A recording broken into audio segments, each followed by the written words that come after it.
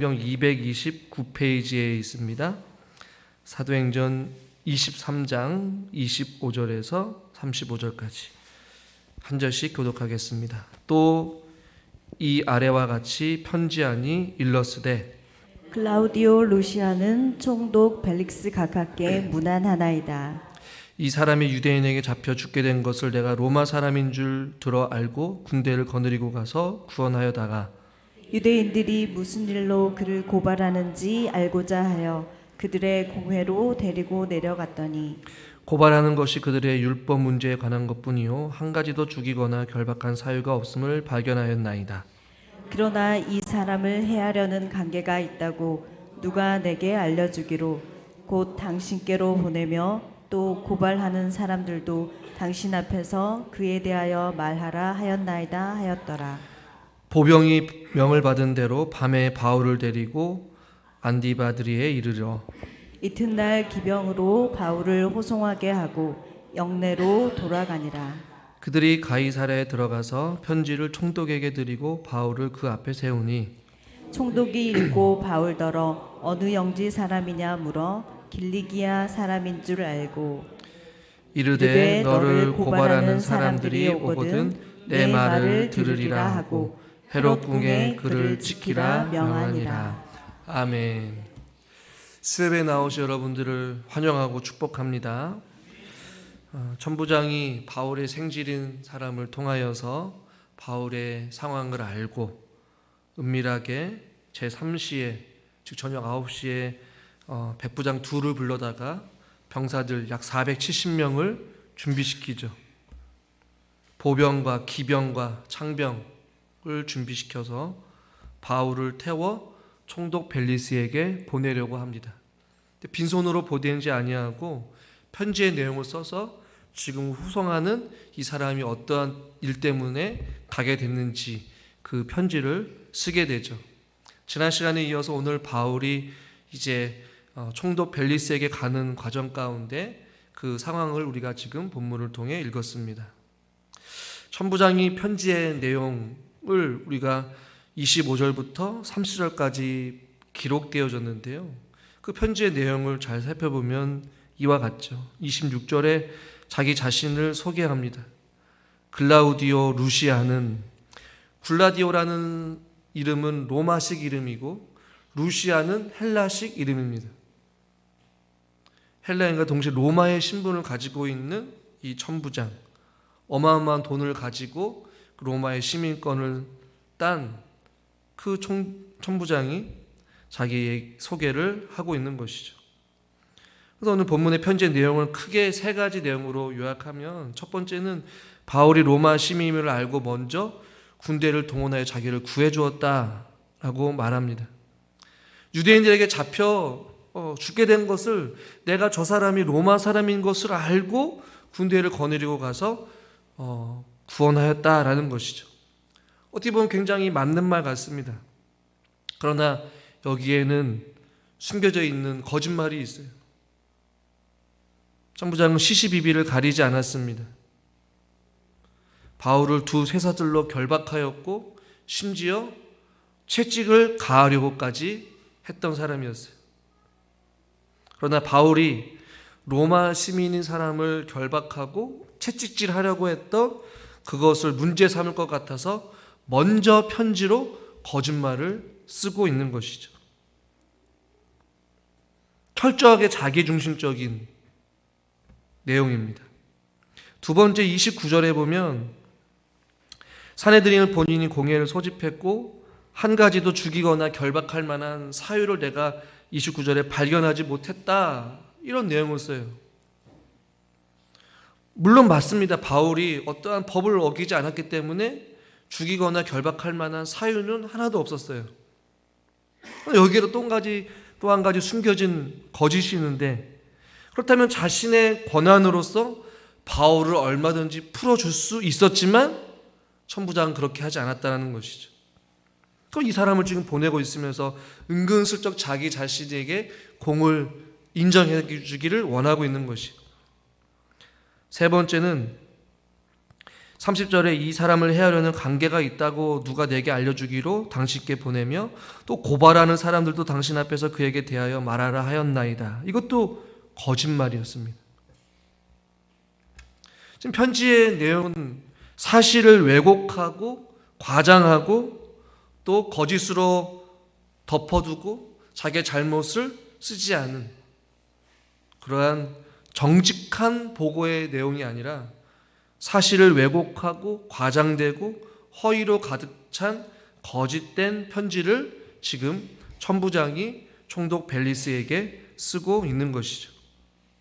자기 자신의 유리한 내용만 언급해서 뭔가 인정받기를 원하는 이 천부장의 모습을 우리는 발견하게 됩니다. 굳이 이 25절에서 이 30절까지 이 내용, 편지의 내용을 그것도 이방인이 쓴 거짓된 내용들로 가득 찬 이 내용들을 성경에 기록한 이유가 무엇일까요? 굳이 우리가 이 내용을 몰라도 되는데 이런 허위와 거짓, 불법이 성행하는 이 시대에 하나님께서 계획하신 일들이 그럼에도 불구하고 하나님의 선하신 뜻을 이뤄갈 수 있고 허위와 거짓과 불법이 하나님께 통하지 않는다는 사실을 보여주시기 위해 이 편지의 내용을 굳이 기록하고 있다는 것이. 사람은 속일 수 있지만 하나님은 속일 수 없고 모든 악한 계획과 악한 행위들은 결국에는 드러나게 돼 있다는 것이. 아무리 거짓으로 그것을 덮어두려고 해도 하나님이 하시고자 하는 일들은 결국에는 그 일들을 이루어 가시고 하나님 앞에 모든 거짓은 탄로나게 되어 있다는 것이. 악한 행동과 그 모든 계획은 복음의 승리와 하나님의 선하신 도구로 결국에는 상황이 역전되는 것을 우리는 보게 된다는 것입니다. 또 한편으로 이 구절을 통하여서 이 악인의 형통함 우리는 부러워하지 말아야 한다는 것이. 이렇게 거짓으로 자기 자신의 유리한 쪽으로 편지를 쓰고 있는 이 천부장의 모습, 어떻게 보면 인간의 허황된 욕심, 출세지향적인 인간의 모습을 우리는 성경을 통해 발견하게 됩니다. 어떻게 이렇게 악한 자가 성경에 기록되어져 있고 이 편지 내용까지 기록되었을까? 그러나 결국에는 악인의 형통함을 부러워하지 말아야 함을 오늘 본문을 통해서 또 다른 의미에서 우리는 깨달아 알게 됩니다. 시편 37편 7절 말씀을 같이 한번 읽죠. 여호와 앞에 잠잠하고 참고 기다리라. 자기 길이 형통하며 악한 꾀를 이루는 자를 인하여 불평하지 말지어다. 어떻게 이 성경에 악한 자들이 성행하고 있고 잘 될까? 여호와 앞에 참고 기다리라라고 말씀하고 있어요. 자기 길이 형통하며 악한 꾀를 이루면서 살아가는 자들로 인하여서 불평하지 말라라는 것이죠. 세상은 여전히 악인들의 불법과 거짓과 허황된 삶을 살아가는 사람들이 형통하고 더 잘 되는 것을 우리는 너무나도 많이 보게 됩니다. 신실하게 진실하게 살아가는 자들보다 거짓을 행하고 남을 속이고 불법을 행하면서 자기의 이익만을 위해 살아가는 이기적인 사람들의 형통함을 우리는 너무나도 많이 보게 되죠. 성경은 곳곳에서 그런 악인의 형통함을 보고 질투하지 말라라고 시편 73편 3절에도 말씀하고 있어요. 악인의 형통함을 보고 오만한 자를 질투하지 말라. 또 잠언 3장 31절에도 포악한 자를 부러워하지 말며 그 아무 행위든지 좋지 말아라. 오늘을 살아가는 이 시대 가운데 여전히 이 천부장과 같이 자기의 잘못을 드러내지 아니하고 거짓과 불법을 행하며 살아가는 이 시대 가운데 저와 여러분들이 붙잡아야 될 것은 바로 하나님 한 분뿐임을 믿으시기를 바랍니다. 오늘 본문을 통해서 이 편지의 내용을 기록하고 있는 이유인 것이죠. 31절부터 보면 이제 바울이 총독 앞에 서게 되는 과정이 나옵니다. 31절 보병이 명을 받은 대로 밤에 바울을 데리고 9시부터 이제 여정을 떠나게 되는 것이죠. 안디바드리에 이르게 되었습니다. 어느 또 거리가 있었어요. 밤새 말을 타고 바울을 호송했을 거예요. 470명이 되는 사람들이 바울을 보호하고 호위 속에 안디바드라에 들어가게 됩니다. 그리고 32절 이튿날 기병으로 바울을 호송하게 하고 나머지 즉 70명만 남고 나머지 400명은 다시 영내로 돌아가게 됩니다. 더 이상 어느 정도 거리가 떨어지게 되다 보니까 바울을 호위할 필요가 없었다고 생각했기 때문에 기병만 남겨놓고 다시 돌아가게 된 것이죠. 그리고 그 기병은 바울을 데리고 가이사라에 들어가게 됩니다. 그리고 그 총독에게 편지를 전달하게 되죠. 34절 총독이 그것을 읽고 너가 어느 영지 사람이냐, 어느 지역 사람이냐, 그러자 바울이 길리기아 사람인 줄 알고 자기가 통치하는 그 영지에 있기 때문에 그를 헤롯궁에 들어가게 하고 그를 지키라 명하고 있습니다. 총독 벨리스라는 사람이 착해서 바울을 헤롯궁에 지키라라고 명한 것은 아마 아니었을 거예요. 다음에 살펴보겠지만 헤롯궁에서 그를 지키라고 명하였을 때 그 헤롯궁이 지하 감옥일 수도 있고 혹은 로마 시민으로서 그 헤롯궁에 있는 궁전의 한 방에 연금시켰을 수도 있습니다. 총독 벨리스라는 사람은 성경에는 자세히 기록되어 있지 않지만 우리는 추측해 볼 수 있습니다. 평소에 뇌물을 밝히는 사람이었어요. 아주 부패한 관리자였습니다. 사도행전 24장 26절에 이렇게 말하죠. 바울에게서 돈을 받을까 바라는 거로. 이 사람 저 사람이 뇌물을 주면서 총독 벨리스에게 바울을 죽이려고 합니다. 근데 바울은 헤롯궁에 있으면서 은근히 벨리스는 바울로 하여금 돈을 받을까 기다리고 있는 것이. 그리고 바울은 별다른 이유 없이 이 헤롯궁에서 몇 년을 머무느냐, 한 달도 아니에요. 보름도 아니고 며칠도 아니고 24장 27절을 보니까 2년 동안 헤롯궁에 머물게 됩니다. 로마의 막강한 군사력의 보호 아래 살기 등등했던 그 유대인들의 동족으로부터 보호를 받는 곳이 바로 이 헤롯궁이라는 것이. 오늘 우리가 읽을 이 본문, 이 과정, 바울의 이동 경로, 그냥 바울이 하나님의 인도하심 따라 그냥 가게 됐구나라고 생각할 수 있겠지만 하나님께서는 바울에게 로마에 가서 그리스도의 복음을 전하기 위한 하나님의 계획을 가지고 있었어요. 바울도 아마 그것을 알고 있었을 것입니다.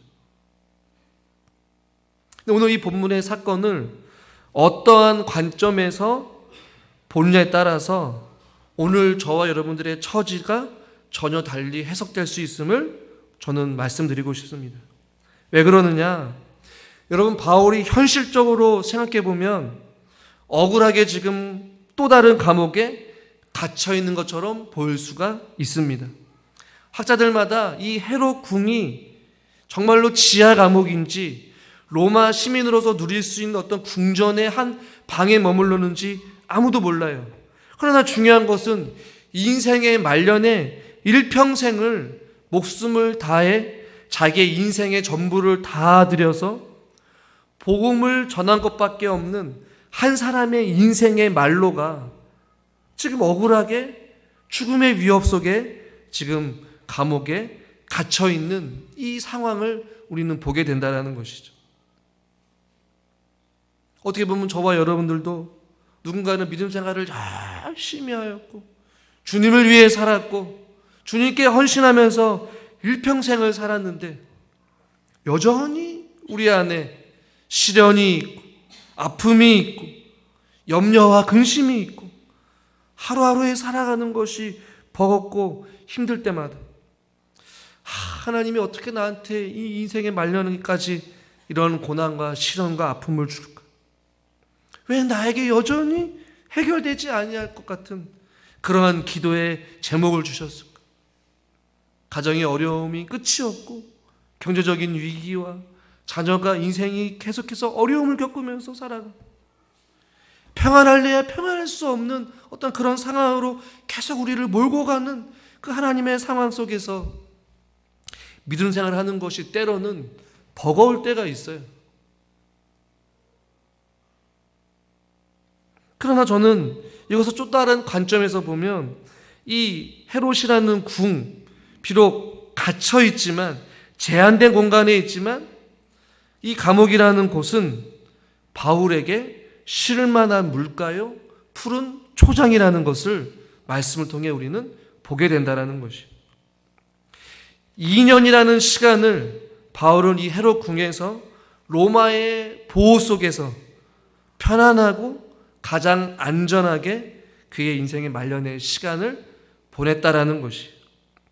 즉 로마가 제공하는 식사와 잠자리를 누렸던 셈인 것이. 여러분 어떻습니까? 돈 하나 들지도 아니하고 바울이 뭐 가진 것이 있습니까? 아니에요. 가진 것이 없어요. 머리 둘 곳조차 없는 그런 나그네와 같은 인생을 살면서 복음을 전했던 그 바울, 하나님께서는 로마라는 그 지역에서, 로마가 제공하는 그 헤롯궁에서 식사와 잠자리를 통하여서 2년이라는 시간 동안 바울에게 편안함과 안전과 또한 그의 몸이 어떠한 회복할 수 있는 쉼의 시간, 안식의 시간을 하나님께서 바울에게 허락하셨다라는 것이. 할렐루야. 남들이 보기에는 저렇게 믿음 생활하면 뭐해? 저렇게 복음을 위해 살면 뭐해? 감옥에 있는데. 그렇게 생각할 수 있어요. 그러나 주님만을 바라보며 주님만을 의지했던, 아무것도 가진 것이 없었지만 바울은 이 헤롯궁에서 무려 2년이라는 시간 동안 인생의 말년에 그동안 이리 끌리고 저리 끌리면서 심신이 지치고 육체적으로 연약하였고 또한 여러 가지로 많은 어려움 속에 살아갔던 그 바울이 로마라는 그곳에 가기 전에 이 가이사라는 이 지역에서 특별한 보호하심과 어떤 편안한 잠자리와 어떤 안식을 누리면서 그의 영과 육을 충전할 수 있었던 시간이 바로 지금 이 시간이라는 것이. 여러분, 하나님은 결코 시간을 헛되이 보내지 않게 하십니다. 바울이 헤롯궁에 머물게 한 이유는 반드시 이유가 있었을 거예요. 로마라는 어마어마한 그 지역에서 많은 사람들 앞에서 복음을 전하기 위해 영과 육이 어떻게 보면 지쳐 있었던, 두려워하였던, 피곤하였던 어떤 이유가 아닌 그 바울을 쉬게 하시고 푸른 초장으로 그를 이끄시고 인도하여 주시는 하나님의 사람을 보살피시는 하나님의 특별한 계획과 섭리와 사랑이었다라는 것이. 바울을 지켜주시는 하나님을 우리는 발견하게 됩니다. 마태복음 10장 29절부터 한 절씩 교독하시죠. 참새 2마리가 한 아사리온에 팔리지 않느냐. 그러나 너희 아버지께서 허락하지 아니하시면 그 하나도 땅에 떨어지지 아니하리라. 말씀이 없네요. 너희에게는 머리털까지 다 세신 바 되었나니 두려워하지 말라. 너희는 많은 참새보다 귀하니라. 이렇게 말씀하고 있어요. 두려워하지 말라라는 것이죠. 너희는 많은 참새보다 귀하다. 하나님께서 바울이라는 이 한 사람, 보잘것없고 인생의 말년에 아무것도 할 수 없는, 연약하기 짝이 없는 그 인생을 하나님께서 책임지시고 그를 통하여서 로마에게까지 가서 그리스도의 복음을 전하기 위한 하나님의 계획이 있다라는 것이. 저는 여전히 우리 살아나는 성도님들 각자에게도 이런 하나님의 선하신 뜻과 계획하심이 있는 줄 믿으시기를 바랍니다. 목사님, 이제 내 인생에 뭐가 할 수 있겠습니까? 이제는 하루하루 그냥 감사하며 살아갈 밖에 없다라고 생각할지 모르겠지만 하나님은 오늘을 허락해 주시고 여러분들을 불러주셔서 이곳에서 예배를 드리게 하시고 이 생명의 말씀을 듣게 하신 이유는 바로 여러분들을 통하여서도 여전히 하나님께서 하시고자 하는 하나님의 일들이 있기 때문에 여러분들을 지금껏 보살피시고 여러분을 붙잡고 계시고 여러분과 함께 하신 줄 믿으시기를 바랍니다. 지금 여러분이 서 있는 그곳이 하나님께서 허락하신 최고의 자리인 것이, 은혜의 자리인 것이고 안식의 자리인 것이고 가장 완전한 자리인 줄 믿으시길 바랍니다. 저는 이 자리에 나온 여러분들을 주님의 이름으로 환영하고 축복합니다. 여러분들의 얼굴을 보니까 다들 지금 피곤해서 눈을 꾸벅꾸벅 졸고 피곤하셔서, 그래서 이렇게 예배전에 나와서 함께 예배를 드리는 것이 우리에게는 은혜인 줄 믿습니다. 오늘이라는 이 시간, 바울은 2년이라는 시간 동안 안식을 주시며 하나님 앞에 나아갔어요. 무엇 때문일까요? 로마로 가기 위해 하나님께서 바울을 준비시키는 거예요. 여러분의 지금 자리가 때로는 피하고 싶고 빨리 벗어나고 싶고 때로는 좀 안식을 부리고 싶은, 도망치고 싶은 어떠한 자리, 아무것도 하고 싶지 않은 그곳에 있다 할지라도 하나님은 그곳에서 여전히 여러분들을 준비케 하고 있습니다. 준비하고 계시는 것이죠. 하나님이 이때를 위해서 나를 이 자리에 두셨구나. 하나님이 이때를 위해서 나를 이렇게 기도하게 하셨구나. 하나님이 이러한 복을 주시려기 위해서 나에게 이러한 인내를 허락하시는구나. 그 인내를 통하여서 우리 하나님은 반드시 소망을 이루어 가십니다. 하나님의 시간은 결코 헛되이 지나가지 않습니다. 저도 마찬가지고 앉아있는 여러분도 마찬가지고 오늘 살게 하신 이유도 분명히 있을 것이고 지금 주어진 그 자리에서 하나님이 머물게 하신 것은 여러분들을 통하여서 하나님의 일들을 이루어 가시기 위해 여러분들을 준비하고 계심을 여러분 잊지 마시길 바랍니다. 그리고 그 뜻을 소망하며 인내하며 믿음으로 승리할 수 있기를 주님의 이름으로 축원합니다. 하나님 아버지, 바울은 결국에는 가이사라 지방까지 가서 헤롯이라는 궁 안에 들어가 로마의 강력한 군사들의 보호하심 속에 하나님께서 바울을 2년이라는 시간 동안 헤롯의 궁에 두신 것을 바라보게 됩니다. 하나님이 여전히 이 세상은 거짓과 불법과 또한 악한 행위들이 여전히 존재하고 있지만 하나님 아버지, 우리가 악인의 형통함을 부러워하지 않게 하여 주시옵시고 그러한 어둡고 혼탁한 죄가 만연한 이 시대 가운데서도 어둠을 밝게 비추며 진리를 따라 생명을 따라 의의 길을 걸어가는 하나님의 사람들이 되게 하여 주시옵소서.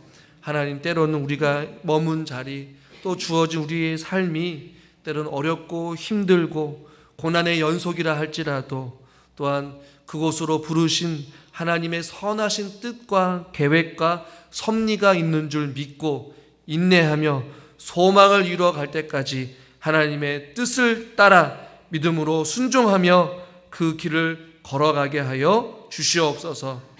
현실적으로 바라볼 때는 막막하다 할지라도 보이지 않게 일하시고 역사하시는 하나님의 은혜와 능력이 있는 줄 믿사오니 주여 저희들을 불쌍히 여겨주시고 머리털 하나도 상하지 아니하도록 하나님께서 눈동자와 같이 지키시고 보호하여 주셔서 하나님의 때에 하나님의 방법대로 우리를 주님의 귀한 도구로 사용하여 주셔서 죽어가는 영혼들이 주께 돌아올 수 있게 하여 주시옵시고 하나님의 놀라운 일들을 행하실 때에 우리를 하나님의 귀한 도구로 하나님 사용하여 주시옵소서.